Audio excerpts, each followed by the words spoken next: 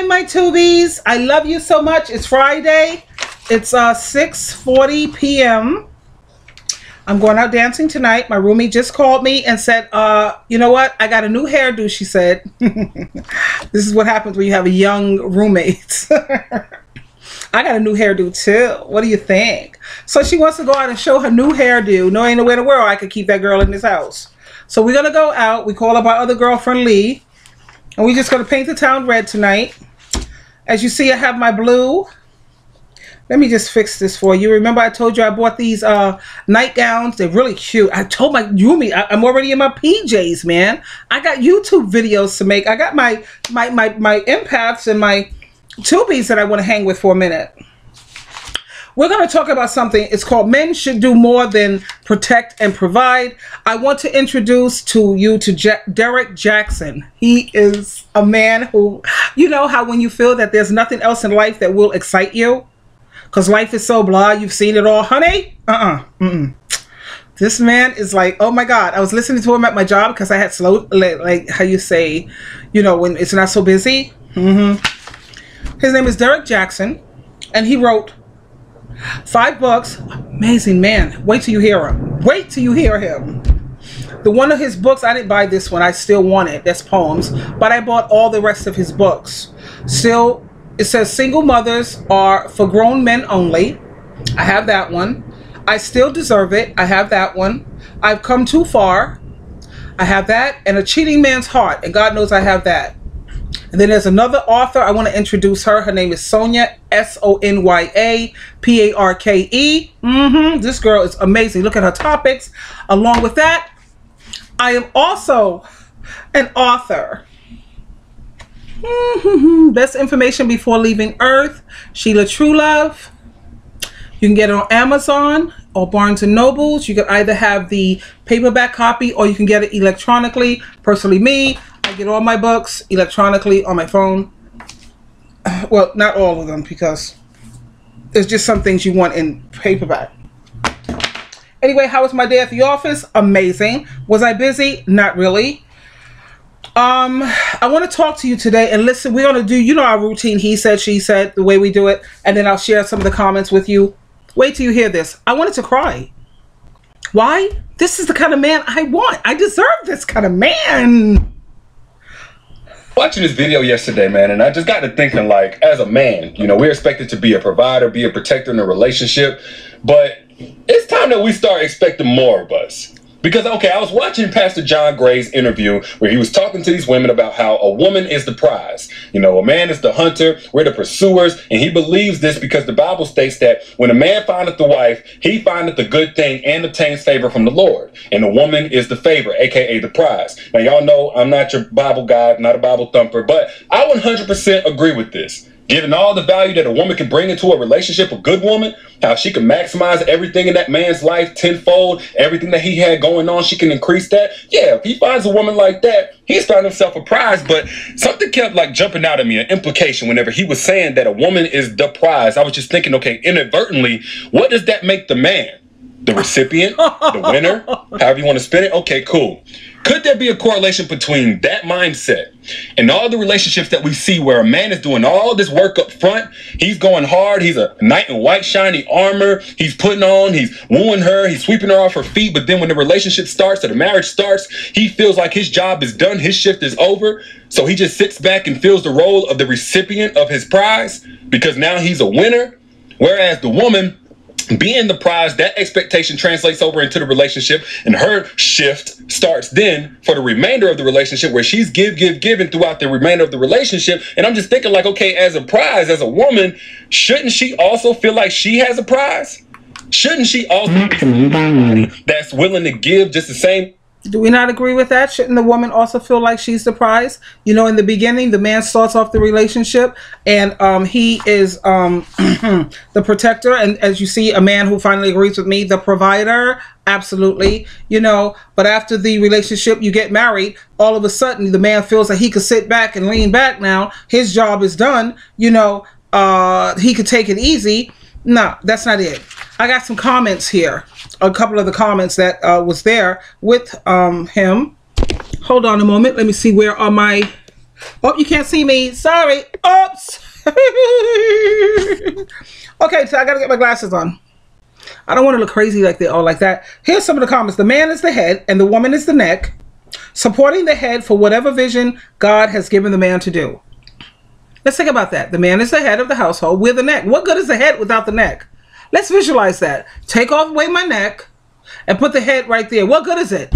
Cut that off. The head is dead. They need us, babe. And this one says, I totally agree. My ex broke up with me and wouldn't marry me because I wouldn't submit to him. But we were 50-50 on everything in the relationship except when it came to the household chores and the household duties. I did all the cooking, all the cleaning, and all the shopping. So I don't see any problems and I don't feel lost after I broke up with him. The other one says, love should be reciprocal, period. I honestly can say that you have consistently showed me, and she's talking about Derek Jackson, that my intuition are correct and that it is okay for me to stand up for myself, as well as expect better treatment. You are doing God's work. Thank you, Derek. Let's go back to Derek. That she gives to the relationship, shouldn't she get up every day feeling like she's also one? And if that's the case, then that requires us as men to do more than just protect and provide, because those ain't really demanding roles. That can't be what makes us a prize. Like, let's be real here. We don't get up every day having to fight for our woman's honor. We don't get up every day having to draw guns from our hip or fight grizzly bears or anything like that. We are situational protectors. In case of emergency, break glass. You know, somebody's trying to break in the middle of the night. Yeah, she's going to defer to us. If she gets into it with another man, yes, she's going to tap us on the shoulder. But other than that, we don't actually have to protect our woman each and every day. It's just the feel. That's a good point that he made. You know, a man his role is to be the protector and the provider. But I mean, how often does he really have to protect you? How often do somebody break in your house and whatever? How often do you get a confrontation with another man or get into some job? I'm not a troublemaker, you know, myself. So I've never had to have my man. Well, when I was younger, yeah, my husband, my kid's father, he did. Some guy was trying to pick me up or whatever, but he was just a hothead. No, you know, if you have a woman who's not a drama queen, how often do you really have to be a protector? You know, you have to do your part of providing. She provides half, you provide half. You know what I mean? So when it comes to distributing the housework and everything else, let's be fair about that. Because he'll sit here and say that I'm doing my part as a protector and the provider. How often do you really have to protect me? I mean, really? He's right. Now, this woman here, she says, I've embraced being happily single just because guys don't treat me as a prize. I'd love to be a committed, loving, honest, and sharing relationship. But if I have to be burnt out all the time, that's okay, then I'll pass. Teamwork makes the dream work. Derek, the other woman says, I learned so much from you. Every time I watch your latest video, I learn something new every day. You put these brothers to shame. Sad but true. They can learn something from you each and every day. May God bless you, Derek. That we give her a peace of mind that just in case things get real, she got us. But it's more like a job where we get a 6-figure salary for showing up once or twice every few years. Yeah, it's a sweet deal for us, but it's pretty unfair for the person cutting the check. I think we can all agree. And even when it comes to being a provider, I'm a fan of that. But these days, it's become more and more common for us to split that role 50-50 with the woman, if not have her carry us because she's the one making all the money, because it's so hard out here for a man. So think about it. We're only asked to protect on occasion, only in emergency situations, and provide halfway with the woman, while we ask all these things of a woman for her to be a supporter of our dreams, to pick up and move at a moment's notice, put her dreams on pause, or do away with them altogether to support our dreams, to be our nurturer, to be the one who heals us whenever we're sick, to be our porn star, even though a lot of women don't even get regular orgasms in their relationship. Y'all can vouch for that, or tell me if I'm tripping. To be our cook, to be our cleaner, the one that does the laundry, the one that bears the kids and takes on the bulk of the work dealing with the kids. We ask all these things of a woman while we're asked to halfway provide and protect. And I know somebody... Yeah, think about that. Look at all the things that he said that a woman has to do. And I have a comment here that I found very interesting from one of the women when it comes to, like he said, half the times women don't even get an orgasm. This woman here says, now nowadays, we protect ourselves from the supposedly protector. And I know I had to get an order of protection from the one that was supposed to be protecting me. But that's the reason she says I'm single. And men ask me why. Because of what Derek Jackson just said.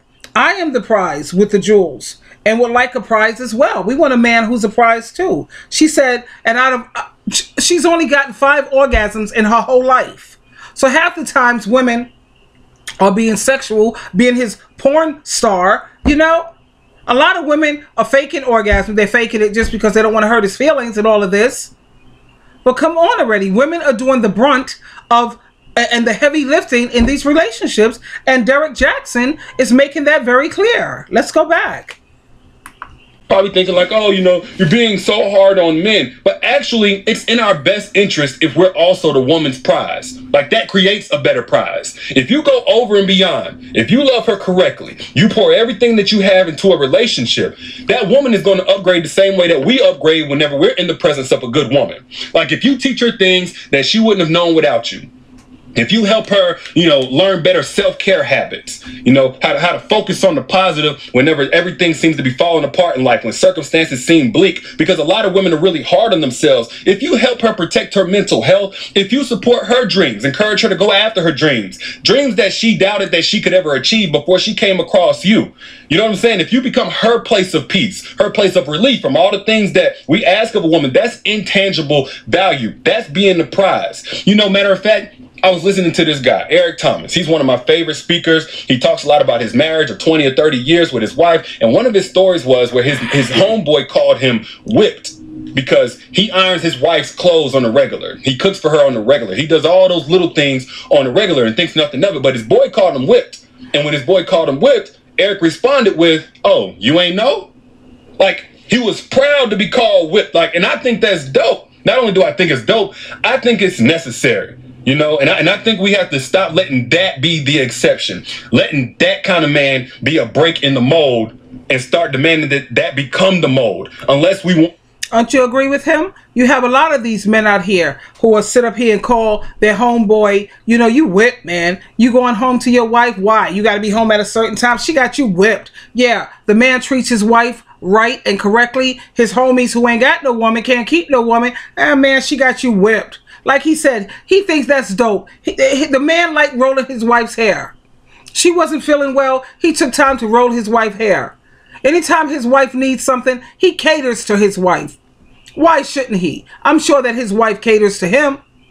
But you have a lot of these grown boys. You whipped, man. She got you whipped. You know, that's like giving a guy that's a dare. But if the man is a man and he's mature, he say, you know what? I'm whipped, but I'm a happy whip, man. Now you going back out there to your prostitutes. You go back to your thoughts and go back to whatever you picking up out of crack houses. Yeah, I'm going home to an amazing, wonderful, decent, good, supportive woman who I know will always have my back.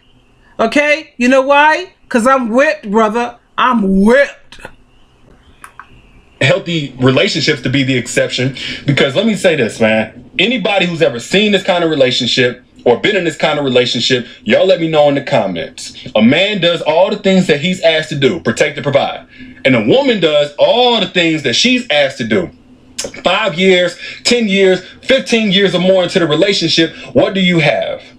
I bet you have a woman that's burnt out, but forcing herself to remain in a relationship because society, her mama, her girlfriends all say that you got a good man. He protects and he provides. Even if he cheats and she wants loyalty, they say, oh, well, you know, a man gonna be a man. Like, she can't even ask for that. But if she slips or falls short on anything that we ask a woman to do, then she's less of a woman. But vice versa, because there are good men who get it. You show me a healthy relationship. You show me the Will and Jadas, the Obamas. You show me something where somebody or two people have been together for 10 plus years and they're still all over each other. Their love is burning bright. You know, you can tell they're really best friends. I'll show you not only a woman who does all the things that we ask of a woman, but also a man who goes over and beyond our expectations of a man. And that is why I have no problem with the religious, traditional, old school way of thinking that a man is supposed to protect and to provide and a woman is the prize. But I think it's time that we evolve to where the woman also gets a prize and a man that gets up every day. And he doesn't just get his prize, but he earns his prize by being the prize. Now, did he say it all or did he say it all? Just like he said, a lot of these people out here will say that, you know, even though your man cheats and everything, but he's a good provider, but he protects. You know, that reminds me of that movie that Denzel Washington was in. I forget the name of it offhand. It was a new movie where Denzel went out there and cheated on his wife, made a baby with somebody else, and that wife stayed. You know, that's craziness to me. But of course, my ex-narc, he was like, well, he cheated, so at least he provides. So because he provides, he's allowed to abuse you, disrespect you, do whatever the hell he wants, make babies all around town, even though he's your husband, but he's a good... You know what? I'm so glad I'm so done with that man. He was garbage. He was so garbage. Anyway, Sheila True Love, I hope you enjoyed Derek. I have some more that I have coming up that are so interesting. The next one is going to be... I love this one. Stop Being Weak. This one is going to be really, really great. Anyway, this is Sheila True Love. We'll talk again. I had to get this out to you before I go out dancing tonight. I want to make sure I take care of my tubies, my beautiful empaths. And if I'm going out tonight, you should be too. And even if you don't want to, you have to force yourself. Get on that phone, call your girlfriends, and go out tonight, honey. I got my outfit all laid out. I got my hair all whatever. I'm going to tighten up my curls a little bit, fix my makeup, and I'm out. Deuces. Anyway, Sheila True Love. Until next time, bye for now.